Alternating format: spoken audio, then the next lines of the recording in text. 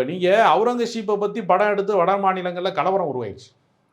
ஆனால் கந்தன்மலை வந்தது மூலமாக மீம்ஸ் கிரியேட்டருக்கு தான் இங்கே தமிழ்நாட்டில் தீனி போட்டாங்களே தவிர, அந்த மீசை இருக்குது பாருங்கள், அதோடைய எடை கிராமம் எப்படி வந்து எச்ராஜா தாங்கினார்னு பல பேர் இறக்கப்படுறாங்க. அது வந்து பொன்மாணிக்கவேல்கிட்ட இருந்து எடுக்கப்பட்ட மீசை. பொன்மாணிக்கவேலே ஒரு காமெடி பீஸுங்கிறது மக்களுக்கு மிக தாமதமாக தெரியும். ஏன்னா விசிகாவினுடைய துணை பொதுச் செயலாளர் வன்னியரசு தான் சொன்னார், அவர் முழுக்க ஒரு சங்கி அவர் பொன்மாணிக்கவேலு. பொன்மாணிக்கவேலுன்னு சொல்கிறாரு, நான் இருந்திருந்தேன்னா திருப்பரங்குன்றம் கலவரத்தை நான் நடத்தியிருப்பேங்கிறத மறைமுகமாக என்ன சொல்கிறாரு, நான் நிறைவேற்றிருப்பேன் எல்லாத்தையும் அப்படிங்கிறாரு.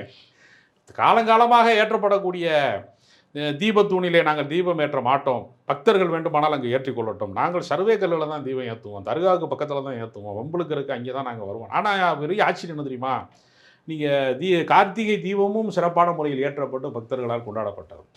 அதற்கு மிக சமீபத்திலே இந்த பிரச்சனை இவ்வளவு தீவிரமடைந்த போதும் கூட சிக்கந்தர் மலை சந்தனக்கூடு விழாவும் ரொம்ப சிறப்பாக அமைதியாக முடிந்து விட்டது.